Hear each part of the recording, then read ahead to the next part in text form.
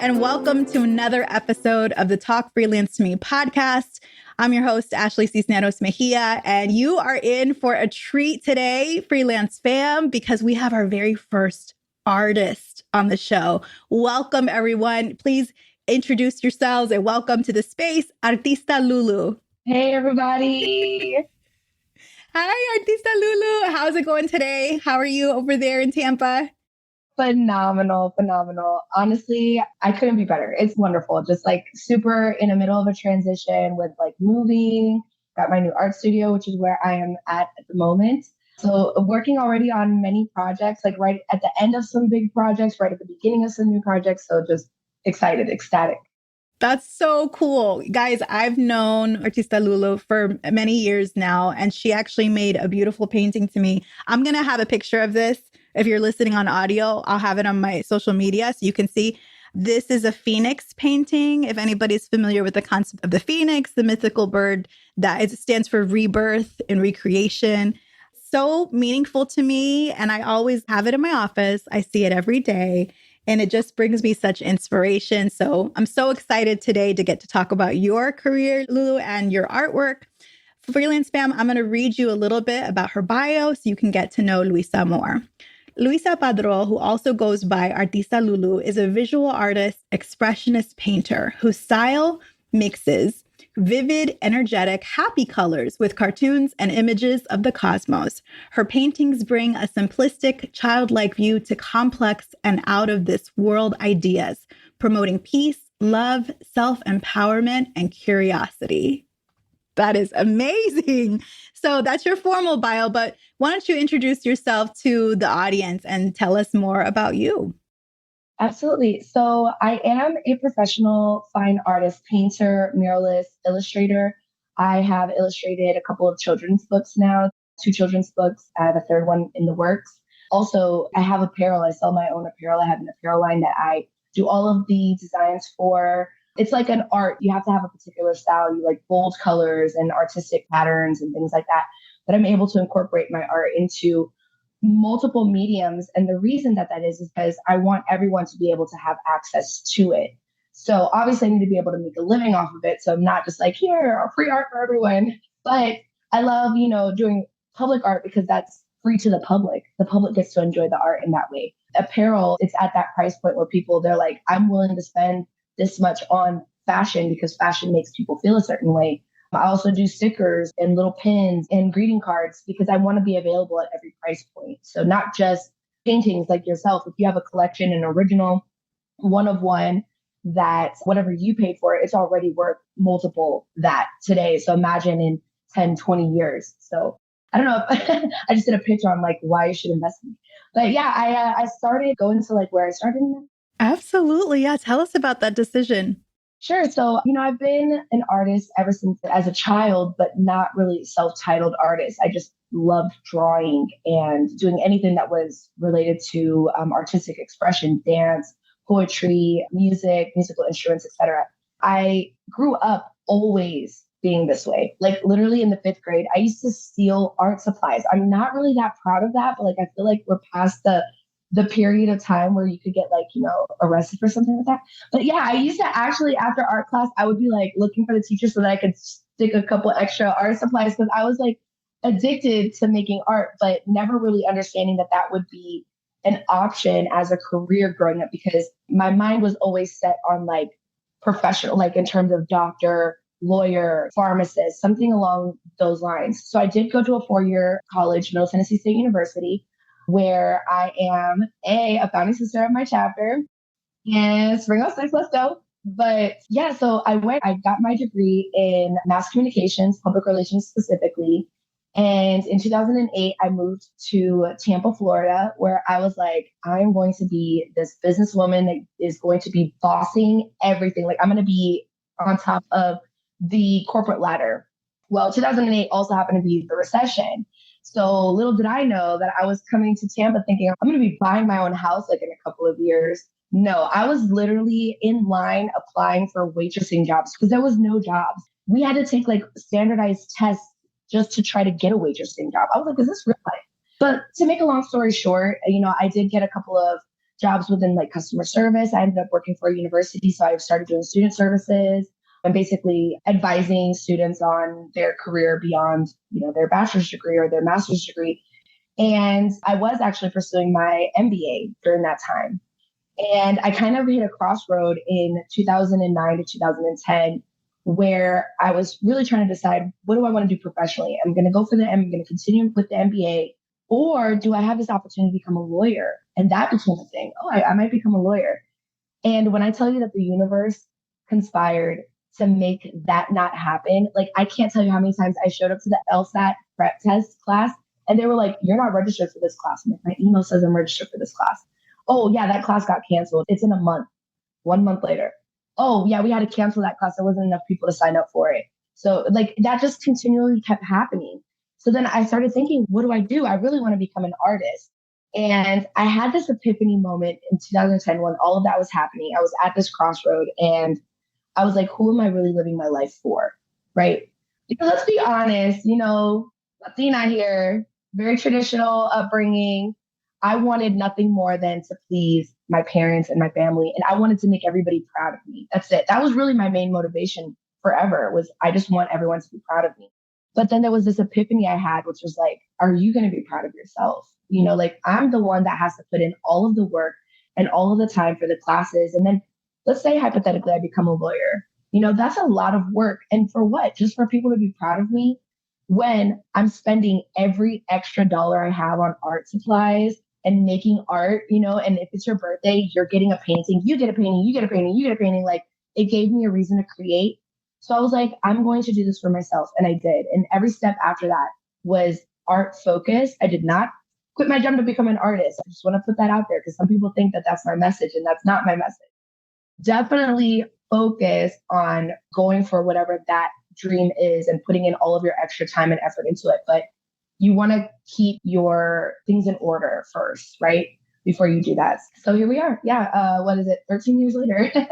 That is an incredible story. I love that so much. And I could totally see, how you're using your public relation expertise, your business expertise, just knowing about those things and leveraging them now in showcasing your paintings and your creative works to the world. That is so cool. That's really, really courageous. Thank you so much. Thanks. I appreciate that. I love that. I love, love, love that. Can you explain to us, because there might be a lot of people who are interested who also enjoy art. Maybe they view it as a hobby. They're doing this 9 to 5, but maybe they would like to learn more about selling it. Can you explain what's considered like sellable art versus art that you just make for your own fulfillment? Absolutely. Wow. Okay. Now this is going to be a bit of a rabbit hole, so I'll try to keep it quite condensed. Now, I think for most artists, one of the biggest struggles is actually defining your own work as art.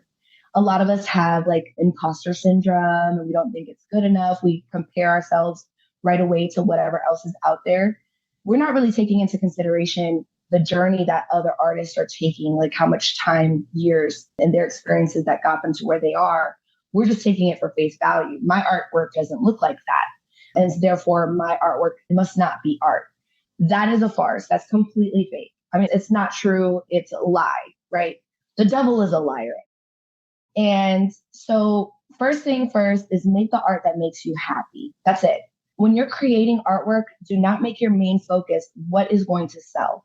And I know that sounds kind of counterintuitive if you have like any business training, because in business training, it's like, we need a focus group to tell us what they like, and we need to make that, right? But when it comes to art, art is so subjective.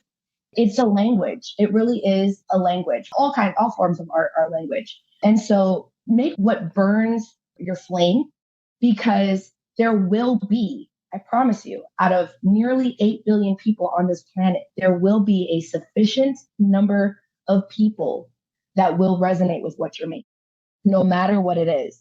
I mean, as long as it's not harming anyone, that's what I say. As long as you're not harming anyone else. But so long as you're making something that's feeding that flame within you, you will find other people. Make sure that you're communicating the story behind it, because everybody wants to know what it means. What does this mean? What inspired you? Like, people want to be able to connect with it that way, because you can only receive so much information visually. But once you know what the story is behind it or what the inspiration was behind it, even if it was just a feeling, say that. Even if you're like, I don't know, I saw the red and I saw the blue and I saw the green and I felt like the red goes here, the blue goes here, the green goes here. It was just a feeling. Well, what were you thinking when you had that feeling? Maybe there's something that you're kind of going through in your own life that was leading you to feel that way to do that. Okay, I could go on forever about that. But that's my point number one is make art that you love. Secondly, if you really want to sell it, you know that focus group we talked about? Your friends and your family and your coworkers, that's your focus group. Start sharing what you make and seeing if there's anyone within your immediate focus group, your circle, that would be interested in either purchasing a work of art that you already have created or B, commissioning you to create a work of art for them. Start to think it's really great to experiment. I think that experimentation is something that artists should do and they should constantly do it. It's something that helps you find what is your voice, what is your handwriting, if you will, in art.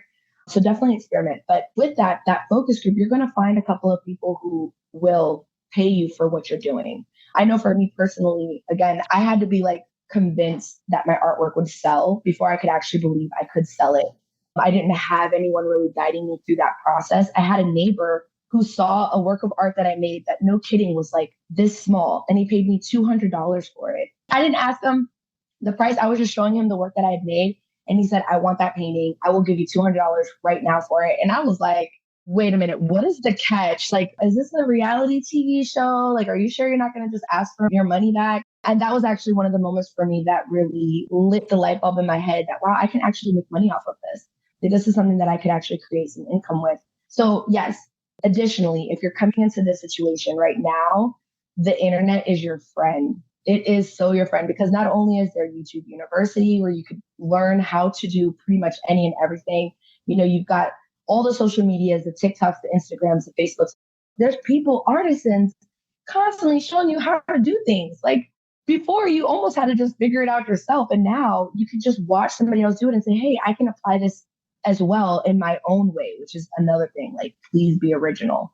Yes, I know artists, they steal from each other, but be original as much as you could possibly be, because you want to be able to stand out from like all the rest of it. You don't want somebody to look at your artwork and say, oh, isn't that so-and-so? Like, no, that's my artwork. Sorry. So yeah, going back to that, start within your immediate circle, find those groups, find out what they want, find out what are they willing to pay for. You'd be surprised that people will pay for prints. A lot of artists they think like, well, I got to create this one painting and I've got to sell it and I've got to sell it for top dollar. And why isn't it selling? Well, have you ever thought about taking a high quality photo of that painting and then printing off like a limited run of prints that you sign and then selling those? Like that is a big way of, making it work for you, cash cowing, if you will, that one image. And I know for some artists as well, and I might be jumping the gun on some questions, but for some artists, they have a hard time letting go of their art because they're extremely attached to like the meaning of it. I come across a lot of artists who they want to sell their work, but they're just like, this is my baby, this is my child, my thought child. So that's where you can make prints and you can sell prints and you can make that a cash cow for you, make some money off of that. And yeah, so I hope I answered the question. I know that was a very loaded answer. I love it. Thank you. You can tell that you've done this for a long time and that you've gained, a lot of wisdom, a lot of experience in this space. And I just think that it's so true. When you were talking about the story, that people are curious about the story. And I've seen that. I've asked that, like even at restaurants with musicians, when your favorite artist comes out with a new album or a new song, even, or the new music video, it's always like, what was the creative process? Where was the inspiration? And I think even now more so with like AI and how AI is disrupting content, like writing, art, even music, people like you who create something from nothing and it's from your human hands and your human brain, like that is going to be even more of a premier, like couture, top shelf experience, because there only can be one. There is only one Artysta LuLu. And that's very special. And I think that people are going to want to crave it. I think people are excited about the technology and I think there's a space for it.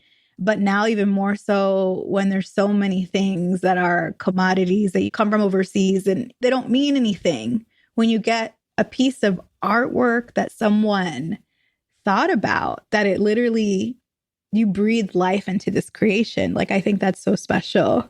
Thank you. Yes. I love that analogy because it really is. I also like to say that artists are alchemists because we are able to essentially turn an idea, which is nothing, right? You think of like an idea, it's like it's not a tangible thing. It's this like metaphorical thing. And then we're able to produce something that is in its physical form that all started right here.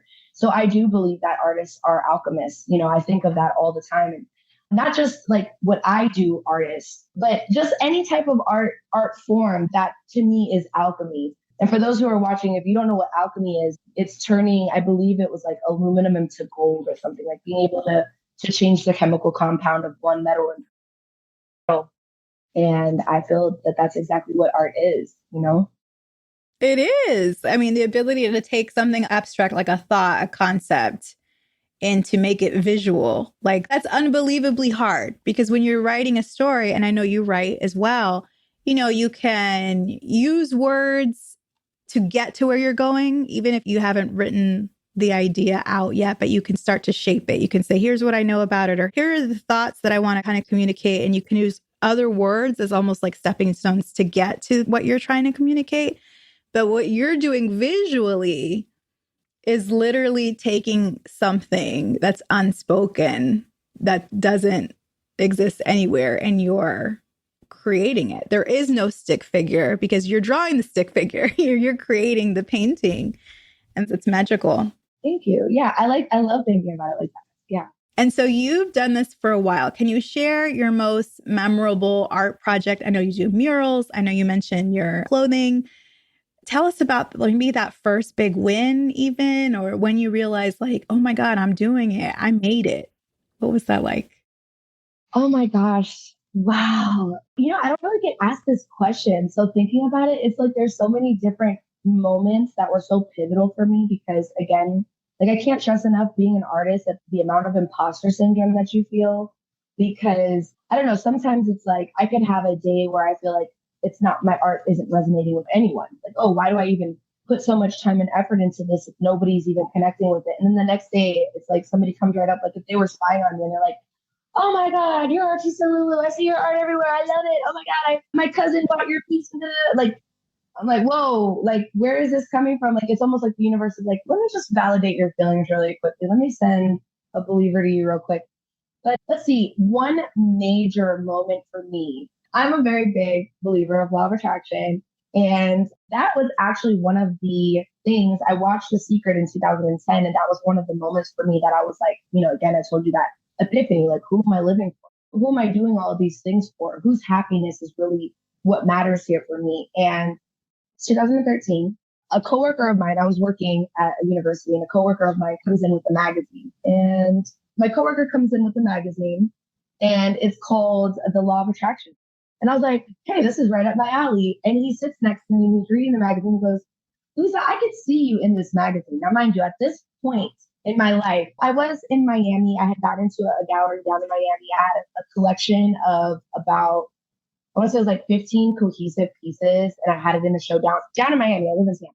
So my coworker had not seen my show. He'd only seen photos. But he looks at me and he's like, I could see you in this magazine. And I'm like, oh my God, that's so sweet. So that's so kind of you to say that. He's like, no, seriously, you should contact whoever the publisher is and see if they'll put you in this magazine. And I'm like, that is such a harebrained idea. Like, who would be like, let me get this artist that nobody knows about and put her in this magazine? And no kidding, I did it. I was like, let me just email them. Like, what's the worst that could happen? They say no and you're at the same place that you were before, which is one of my main philosophies. Ask, just ask. So I shoot them a message and I'm like, hey, I'm this artist. I'm actually in a major gallery down in Miami, all against the odds. It was when I believed in the law of attraction that I started to use it to work for me. And if you'll just give me one moment. Here's Law of Attraction magazine. Ooh, pretty. Conscious money. Good topic too. Love that. But I'm looking for the magazine that has my article in it. So there it is framed. There's my article for Law of Attraction magazine. called Pursuing My Passion. Beautiful.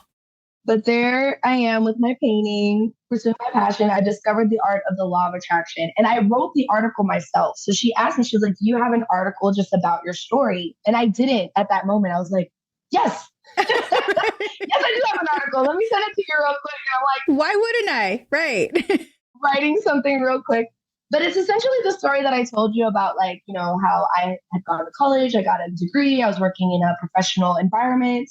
But my passion had always been art, and I just really wanted to pursue that. And then I came across information about law of attraction, and I started to use that to my benefit. And so that's essentially what the story is. So yeah, I made it. There's the cover here. That's incredible. Oh my goodness. Epic love. Wow. I love that. So yeah, so that is that is one of my proudest moments, I could say. And actually it was like kind of a first for me because again, I had essentially been like creating all of the hype for myself so that like I would keep going with it. And if you've ever read the book by Paulo Coelho, The Alchemist by Paulo Coelho, have you read that book? Yes, it's been a while, but now I need to read it now that we've talked about it. Read it. Oh, it's always so good. But essentially, it's kind of like the thing that says that there's a universal law of beginner's luck. That whenever you set out for something and you're like, this is a passion of mine, I really want to pursue this, there will be like this chain of events that just happen in your favor because it wants you to pursue that path. So it doesn't make it far too difficult. Otherwise, you'll quit, right? So I feel like that was kind of one of those alchemist moments for me when I got into this magazine again. And then I got printed twice because I got printed in the end of the year. It was like the recap. So they republished my article, which was amazing. It ended up getting me in another gallery that same year for being in the article. I got a feature spot. So I got a whole month feature show in the gallery, all because I was in an article and because my coworker just showed up with the magazine. He was like, I can see you in this magazine. And it's amazing. And who would have thought? I never, ever would have ever thought like, oh, submit an article. Like that's a thing. I mean, I'm a public relations major. I should have known that's a thing, right? But I guess I had never thought about it for myself. You know, I never thought about it in that context. I thought about it in the context of, oh, for a client, but that would be major. And then another major point, besides being in the gallery, I was in a gallery called the Wandering Eye Art Gallery in Ybor City, which was a co-op gallery. And I feel like those years, I was in that gallery from 2013 until it closed in 2019. The building had gotten sold, and so our spot got taken, which was fine. But those years were super formative for me as an artist. I learned so much just about art business, which for anyone who's an artist, it is crucial you learn about how art business works. Like, it is good to just be like, you know, I'm going to make art and I'm just going to tell people I sell it and I'm going to make a little website and I'm going to do that. But there's a lot of marketing knowledge that goes into it. Nowadays, in today's day and age, you have to understand the algorithm. You have to know on what social media platforms post what at what time and at what day and what hashtags to use and who to tag. You know, all of those things, they're all like crucial elements. So you need to learn those things to become successful in the business aspect. I mean, definitely, I went into it thinking, oh, I'll just law of attraction my way into this. Which it is true. Like, you know, the belief is such a large factor. And absolutely, I'm a huge proponent of, you know, what you think about, you bring about. But you do have to follow that up with action. You will not just attract it if you're just sitting in your room doing nothing about it and thinking about it. Like, the thinking is crucial, but you have to follow whatever you're thinking and follow it up with some of that action. So yeah, learning the business, being at the Wandering Eye was huge. I learned so much about how to price a piece. Who do you sell it to? What information do you give them to sell it to them? You know, before, when I was a little bit more naive, I thought, well, I need to be able to justify the value of this piece by letting them know how much I paid for all of the materials. So by the way, this canvas cost me this and this many paints I used. And you could tell there's like at least 20 different colors of paints, which means that I needed this much. And it took me this many hours to make. That was Lulu or Luisa or Artysta LuLu, however, which you'd like to know me as, from 2010.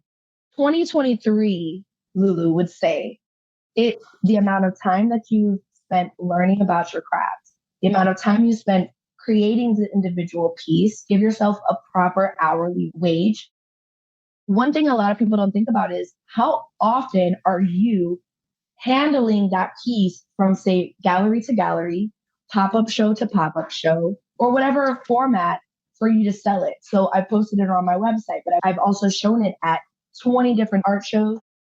Let me ask you, Ashley, do you think that those 20 art shows that I've handled that piece and showcased it and spoken to different people about it, should that factor into the value of the painting at all? I think so. I think that you put a lot of Yeah, work into marketing that painting and developing it, talking it up. And and then people have probably expressed interest in it too. Yeah. exactly. So I don't think a lot of artists think about that whatsoever. They just think, okay, I spent approximately $100 in materials on this one piece. So I'll just charge $50 over that. Like, what? Like, come again? Like, how are you going to be able to have any type of successful business if your markup is $50? Like, in this day and age, honey, that's not happening. So definitely you want to be able to stand by the value of your piece. One thing that I learned from my husband, he's a New Yorker, by the way, and he is very unfiltered, very matter of fact. He does not sugarcoat. I, on the other hand, although I'm a Puerto Rican military brat, I was raised predominantly in the South, so in southern states or like in the Midwest. So I was learned like oh, excuse me, I'm sorry, like, may I please, like, oh, I'm sorry, like, and apologizing for everything that I do, even if I didn't do anything. Yes, me too. I'm a very, like, I'm the sugarcoating type person. And before, if somebody used to ask me, what are you charging for this piece? I'd be like, oh, is it okay if I charge you this much? He'll raise the price just to see how they feeling about it. He's like, well, I know it's 250, but let me just say 350 and see where your head's at. Because he's like one of those negotiators. You take him to the flea market and you're getting a deal on everything. But I learned a lot from that sort of attitude and that sort of, you have to be that way in business. And I think as artists, we are a little bit more submissive because the way society sort of treats artists just overall in general, it's almost like you have the audacity of doing something you love and as if it's not work. Yes. You know what? That resonates so much with me as a writer who writes professionally because it's like, oh, well, I would write this myself, but I'm just really busy. Or like, I'll have my college student daughter just write the copy for this, or I'll hire somebody from overseas to do it. And it's like, okay, well, if it's that easy, why aren't you doing it? Like, Correct. And why should these things that are, like you said, society views artists that we're starving artists or that we're starving writers, and we're always tinkering with something that, we're not given that permission to profit from our talents. And it's like, how do people have that audacity? To your point, you didn't just wake up with these skills. It's taken you a lifetime to get to 2023, And so like, thank you. Exactly. Just because a painting might take you a lot, maybe less time, maybe not, but they're not paying for your time. They're paying for the value and the impact and like when I was talking about the inspiration your painting gives me, that's something I can't buy just anywhere, And so people need to come correct, come with respect, toward these gifts you have. Thank you. Thank you. Y'all heard it here first. Yes, like seriously.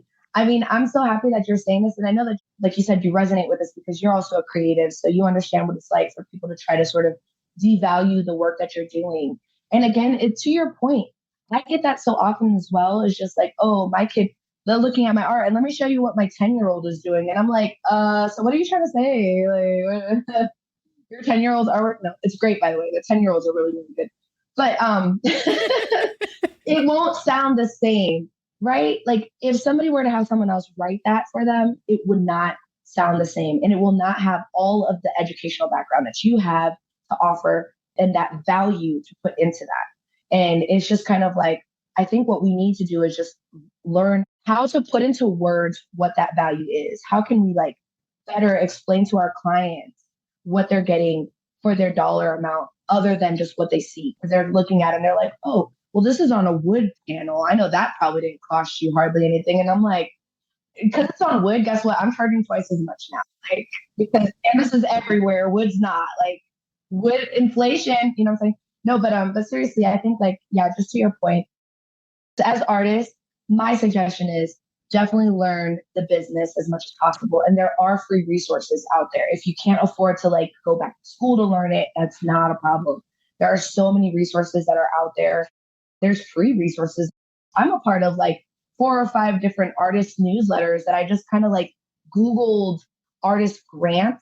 You want to look for nonprofit arts organizations because they get financial funding. I know that was redundant. Funding from like the government to go towards artists and to go towards nonprofit organizations and et cetera, and to really fund the arts. So that's like a really big resource. And there's a lot of little tidbits and things that you can learn about the arts business through that as well. That's a great resource. I love that. I love that. That's really great advice. You touched on so many gems there. Thank you so much. How do you, because I know you were talking about before, you create for yourself, but then you also create for you through your focus group, like you said, through what people are resonating with or kind of what they're asking for. How do you organize your time with creating the art and then all of the marketing, like the social media, the going to the art shows, the talking to people? Like, is that 60-40? Like, how would you divide that? That is not a hard number because it really goes based off of like what the priority is. If I have a commission and there's a deadline to that commission, that's my number one priority. Like you probably won't see a post from me online just because I'm so hard focused on getting this one project done. But what I try to do is because I have all of like the things on my cell phone or on my tablet, I know any opportunity that I get, if we're, let's say, at a coffee shop and I'm waiting for my coffee to get made, or I'm just chilling at the coffee shop, that's when I'm going to capitalize on that free time. And I'm going to do the post, make the little reel if I have some of that time to make the reel, respond to what I need to. I mean, I'm pretty much working like, I can't say 24/7, but if I'm awake and I'm not painting, I'm probably on my phone either looking up like, what are the opportunities? What ideas can I use from the reels to make a new reel that's going to, display my artwork and sort of just kind of keep pushing the artwork. So, and there's not really a hard number for me, unfortunately. I will make a list of what needs to get done and I'll prioritize what are those things that are the most important. But yeah, this being my full time, I do have sort of like the freedom to do so, which I could say. But yeah, I would say it's definitely commissions first, though. Like if I'm working on a personal project that I'm like, this is something that I'm probably not going to see the payment for until this is out and about and all of that, there'll be a hard stop the minute a commission comes through. And I mean, again, that could be my own fault. I know some artists who they'll say, for this month through this month, I am taking no commissions. And they'll sort of gear it around the holidays. So that would work best, like say August through January would be your commission period. And then February to whenever would be like maybe the offline, like no commissions at all. I'm focusing only on projects. I know that that works for some artists as well. I haven't been able to do that. I'm kind of like, somebody's calling me and they're like, hey, by the way, we got this thing in 2 weeks. And I'm like, 2 weeks? What's going on? Like, okay, hold on. I can make it happen. I can make it happen. So yeah, no, I'm lucky. My husband, he's an artist as well. So I have to give him a shout out. I have to give him all the props because he comes through. Like I got so lucky. Maybe it was law of attraction. Yeah. You know what I'm saying? I don't know. But I definitely got a supportive partner and, he comes in and he'll help me with whatever needs to get done if it's crunch time. That's so cool. So do you guys create pieces together or murals together? Like, are your styles like way different? How does that work? So we do have different styles. He's like from New York, so he has a very like New York graffiti street style, but he incorporates a lot of like pop art, kind of comic book, themes and superheroes and things like that, like, anime or whatever, because him and all his friends, they love that stuff. So he creates stuff that he loves and then people find him and they're like, oh my God, I love this. He's like, yeah, I know, I love it too. Whereas mine is a very kind of whimsical cartoon, very illustrative style. But we do come together because my strong suit has been the characters. And whereas my weaker side, I don't want to call it a weakness, but I wasn't as focused as what was happening in the background of my pieces because subjectively, I was always focused on the character itself. And so the backgrounds would be pretty simple. I always kind of kept it simple. With him, he has such an abstract mind.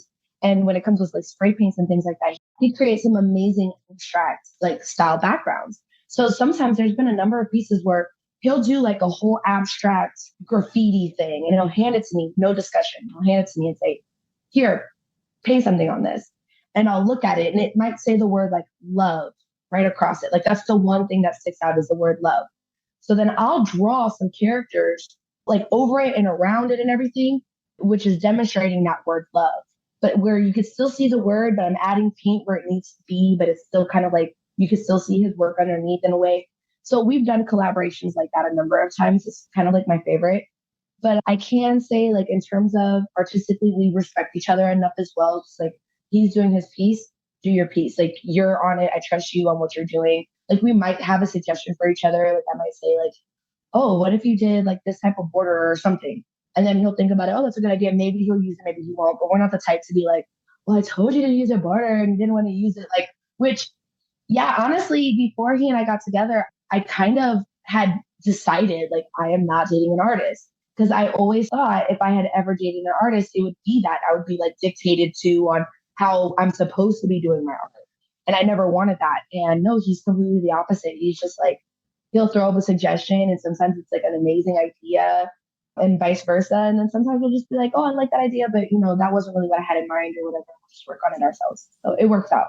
So definitely don't like assume that you know everything about like what a dynamic of a relationship is going to be. That's so cool. I love that. I love that you have that shared passion, that shared talent. That's really, really cool. Yes. Yes. I got lucky. I got really lucky. That's so neat. So you talked a little bit about some of the challenges that, you know, you've been doing this a long time. And I know, you know, in the writing space, things can get competitive, even like a scarcity mindset, like because as writers, we've been told, oh, you know, Chat GPT is taking your jobs. People overseas are taking your jobs. There's not enough. Is there a competitive mentality in art? Have you experienced gatekeeping or artists hoarding opportunities? And if so, how have you managed those challenges? 1,000%. Yes, absolutely. I don't know, like if it's just the nature of the beast or if it's the city that I live in or what, but there definitely I've experienced both sides of it. So first to the gatekeeping side of it, like absolutely, yes, definitely the competitive side of it. I know that personally, I've had artist friends of mine who went from like liking everything that I posted to like, I don't see them in my likes at whatsoever or comments whatsoever. And it is sad to me. Like I would hope that any artist out there would know that I don't feel like I am in competition with anyone. And the reason being is because taste is such a specific thing to each person that just because another artist could be selling next to me, it doesn't mean that that artist is going to steal my sale. And I'll give you a perfect example. My husband and I, whenever we sell right next to each other. Our booths or our tent is either the same tent or it's one right next to the other.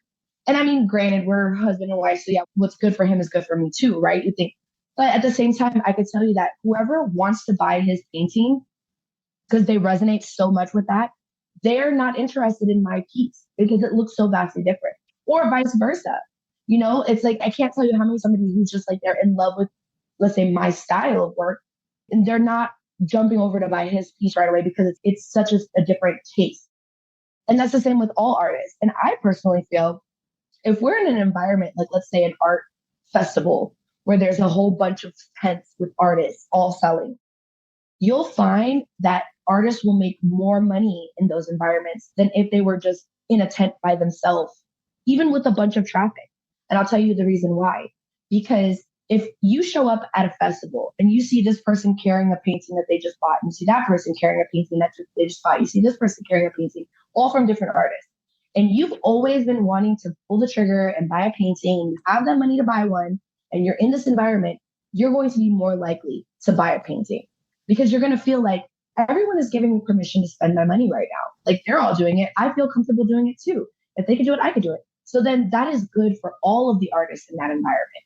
Versus again, like I said, one artist, you know, just on a sidewalk with hundreds of people walking by, if they don't see people buying art and buying art, like, you know, carrying around paintings, they're going to be like, oh, I don't feel like you're going to be as successful. And that's the reason why there are art festivals. That's the same reason why you go to a shopping mall and there's 10 stores to buy jeans from. They're not trying to take each other out. They're literally setting up shop across from each other. Why do you think there's McDonald's and Burger King? There's like the Shell and Texaco or whatever it's called. You know, like the different gas stations are right across the street from each other because they know you're going to go into a gas station depending on what side of the street you're on. So might as well just net them in. So yeah, I think like it's flawed thinking to gatekeep.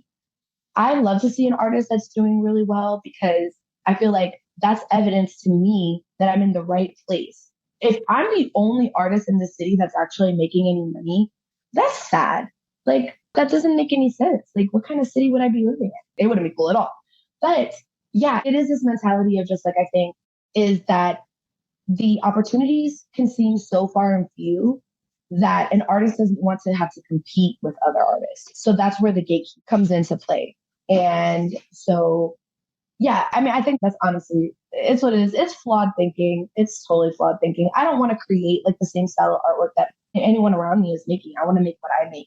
And I want to see everybody eating because again, I feel like that's going to be better for our city. It's going to make open more opportunities. You know, it's that same mentality.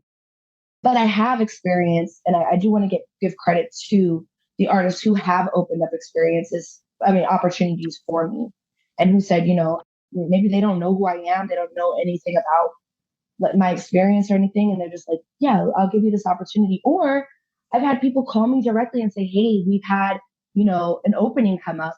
Are you available? I'm sorry, it's last minute. And it's like, that has happened for me as well. So yeah, I'm just going to continue to be the type of person that's like, hey, y'all, guess what? This is happening over here. If y'all want to know about it, you know, link up with these people and hope that other people are going to kind of pick up with that. But I don't think that there's any harm in sharing opportunities. Definitely put your application in first, though. I think that's great. And I think it always comes back, right? Like if you believe in karma or just, you know, the positive energy, what we put out into the world is what we'll receive. And so if we're sharing and we adopt that abundant mindset, it always comes back. It always comes back, just, you know? So I love that. That's such a cool perspective. So what have been the biggest lessons that you've learned so far as an artist, or maybe something that you wish you knew when you first started?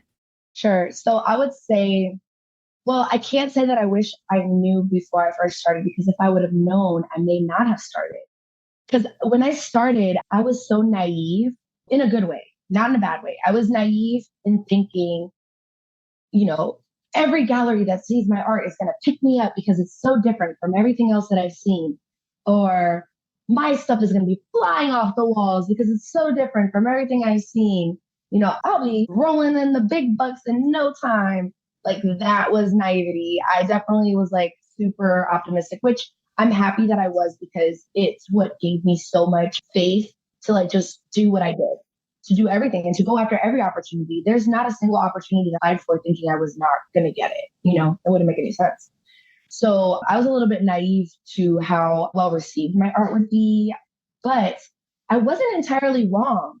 I was just wrong about how much time it would take. I think the biggest lesson that I learned, well, one of the lessons that I learned, is that it takes time. It takes a lot of time. I mean, and to anyone watching this, yes, I've been doing this for 13 years. I'm not saying, oh, it's going to take you 13 years to see any success. Like, it didn't take me 13 years to see any success. It took me, you know, just a couple of years to start seeing some successes. But with that, it comes a lot of, I put in quotation marks, failures, or just no's. You know, sorry, thank you for your application, but we're going to go with someone else. Thank you for your application. There was a lot of that happened that, in theory, I understood could happen, but I did not want that would be the reality. I just kept being like, there's no way that these people cannot see like the beauty and the value of this artwork that I'm doing, my life's passion. But what I did find out is that you have to have patience, and you have to have, there's two things. It's consistency and persistence. You have to be persistent. Like, I'm telling you, you have to be consistent and persistent. And what I mean by that is that you might apply for a grant one year and they say no. They're going to give you some feedback on that. That does not mean that you're not worthy of a grant ever in life, or that you'll never get that annual grant. That's not what that means. It just means that whatever they were looking for that year, they didn't find it in your application packet. And that's okay. To keep going, you have to be persistent. And consistent means improve upon on the notes that they're telling you.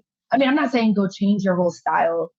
If anybody tells you, oh, you really shouldn't be creating in the style that you're creating in, that's not the person you want to listen to. Because I'm telling you, I promise you that there's going to be people who love what you make. And your focus needs to be in just finding those people. That's it.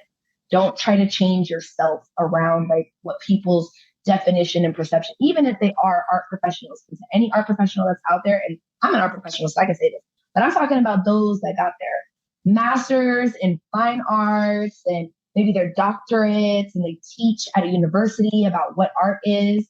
Even if that person is telling you, the artist, that is not art, I have questions because that person as a professional should know that there is no hard definition to what art is.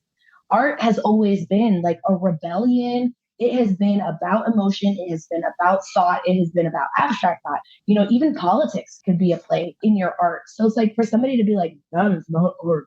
Like, guess what? It is. And I promise you, if you go to the museums, you'll be thinking the same thing. You go to a museum and you're just like, that's not art. I mean, like they taped a banana to a wall at Art Basel and somebody paid $120,000. Art can be money embezzlement. I don't know, but it seems like it could just be money laundering. That could also be art. I don't know. But yeah, so patience is a big, big thing that I learned. Just have patience and have faith that everything is going to work out.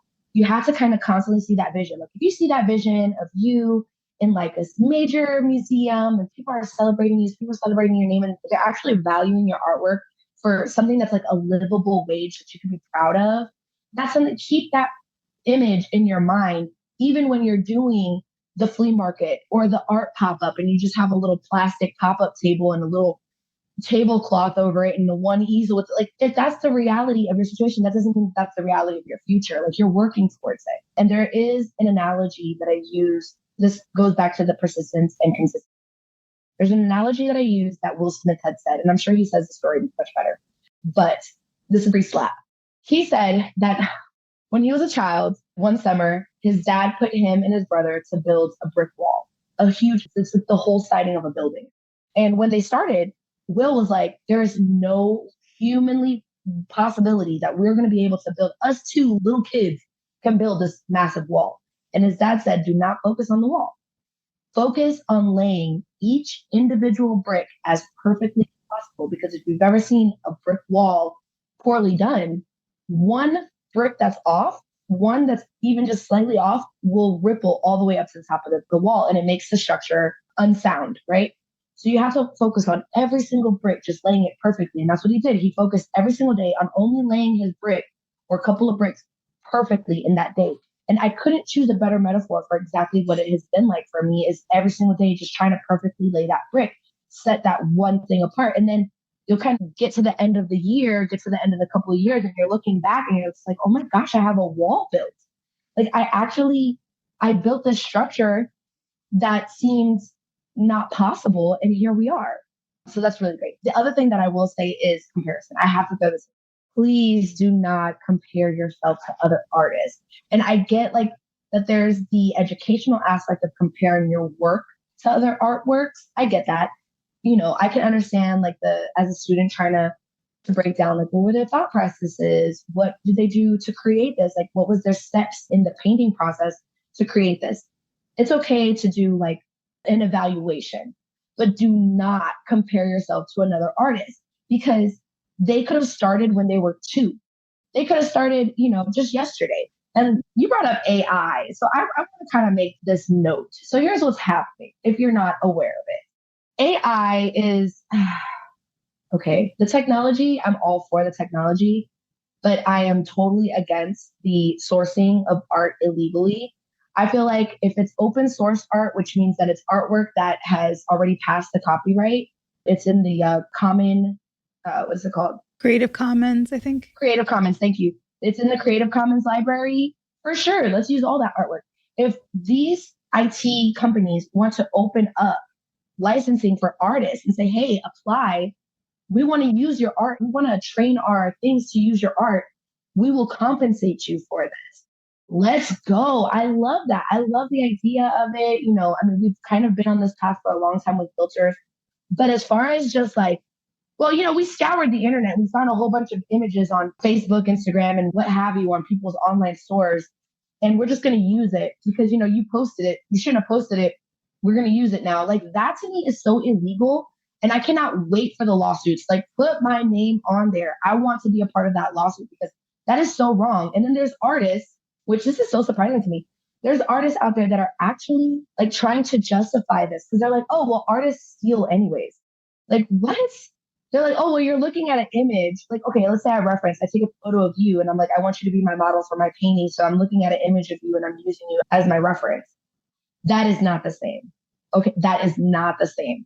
And anyhow, like as far as art is concerned, if somebody wants to take one of my paintings, they take this and they want to put it on anything else, I would have the right to sue them. Automatic. So this is where I'm getting at with AI. To this day, right now, I know personally artists who are going into these, I forget the name of the programs. We don't need to give them any publicity, but they're going into these AI programs and they're inputting what they want, their words, whatever. They're saying they want something that's surrealism and they want it to be including cats or they want it to include, ravens or whatever. And then it's outputting an image that has ravens and cats and it looks very Dali-esque. And then they're taking a projector, they're projecting that image that they did not create onto a canvas. And then they're doing the color by numbers, essentially. And then they're selling those paintings for what I'm selling my painting for, which is an original thought, an actual human thought that's an original thought, not something that a computer had created and printed. They're not giving any credit whatsoever to the program that they use. And then you go into their comments and people are like, oh my God, this is so amazing. Yo, this is so sick. Oh my God, I want one. I can't wait. You're such a great artist. So people are actually getting credit for creating something that they didn't create. All they did was paint within the lines.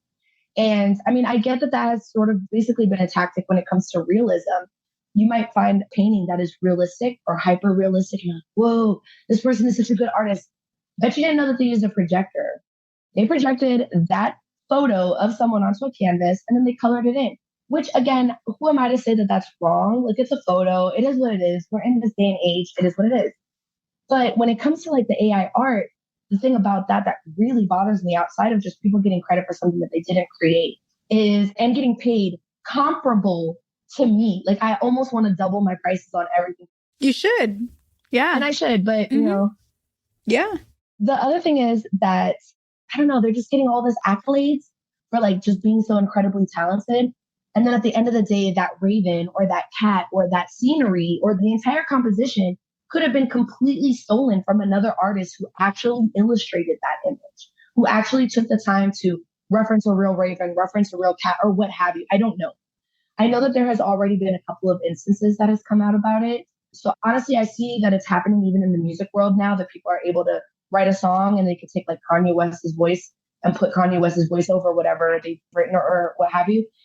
And I'm happy that that's happening. And the only reason I'm happy that that's happening is because the music industry has the money to go after these companies that are creating this technology.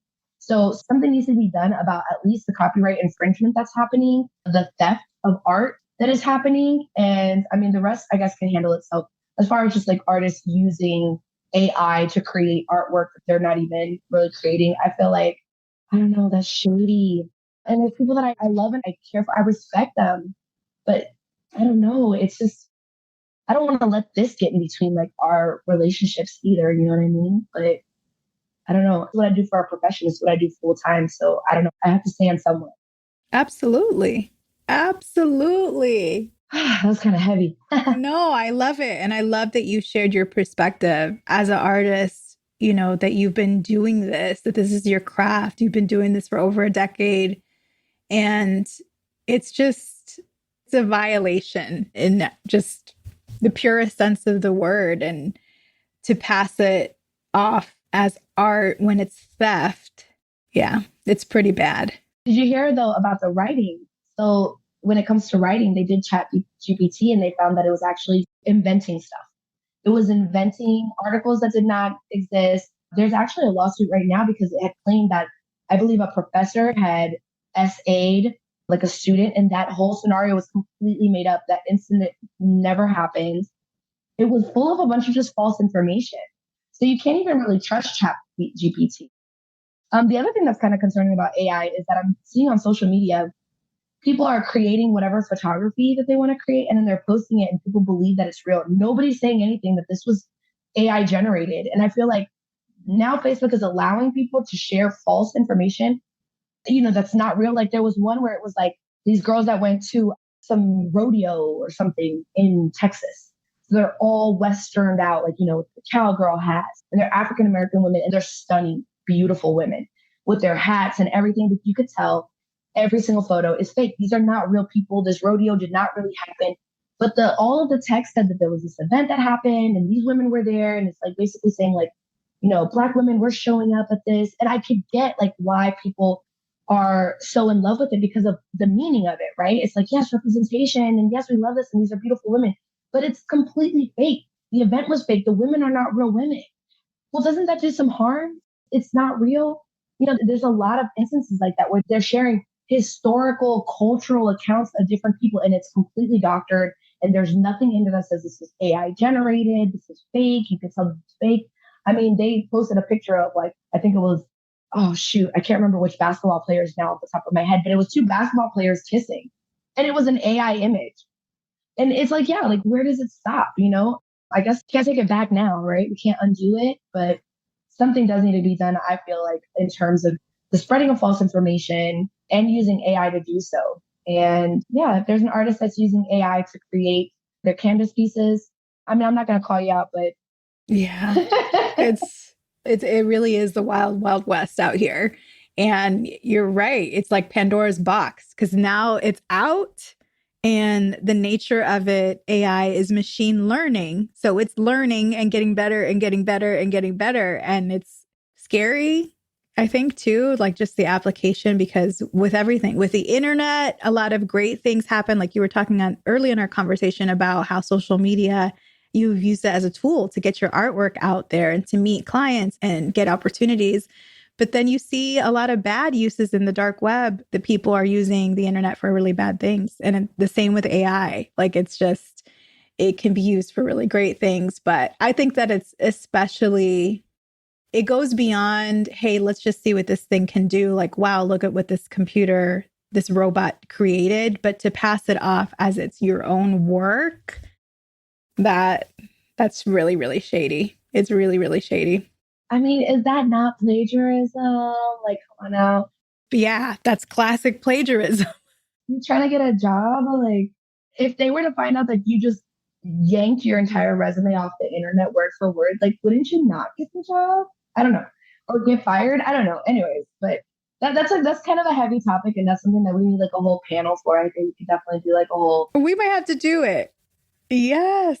An entire episode of just like the pros and cons of it and maybe what's happening in the news, like with different lawsuits. But I'm looking forward to like the music industry really coming down on it and seeing what happens in terms of copyright protection, because I feel like that needs to be said. I know that the Library of Congress already came out and said they will not be issuing any copyrights for any AI generated artwork or any works of art, including written or music that was generated by AI. They will not issue any copyrights for it. But with people not even giving credit to it, like how are they going to know? How they know? But we'll see. It remains to be seen. Yeah. We do need a panel. I met a music producer recently who was talking about that. We talked about AI. So maybe we do need a panel. Have the artist, a music person. That might be fun. Yeah. Yeah. Yeah. And we can get a lawyer. We might have to put that together. I would love that. I would love that. I would love that. Yeah. So I know people are going to be so inspired by your wisdom, everything that you've shared, your light, your energy. I know you have a great store and her stuff is made by her. It's not an AI. It's not a robot. So where can people find more about you? How can they connect with you online? And how can they buy your work? Absolutely. So definitely all things Artysta LuLu is artystalulu.com, and that's ARTYSTALULU.com. I do have a shop button once you get to the website, but you could also bypass that button, just go straight to my store by typing shop.artystalulu.com. And so that's where I have all my apparel. I just dropped my spring line. I'm going to be including more items for my summer line. So stay tuned. It's all things warm weather. I also sell all of my fine art pieces. So you can buy a painting, an original work of art. You can also get some prints, some stickers, some buttons, a fan, those types of things from the same website, which is shop.artystalulu.com.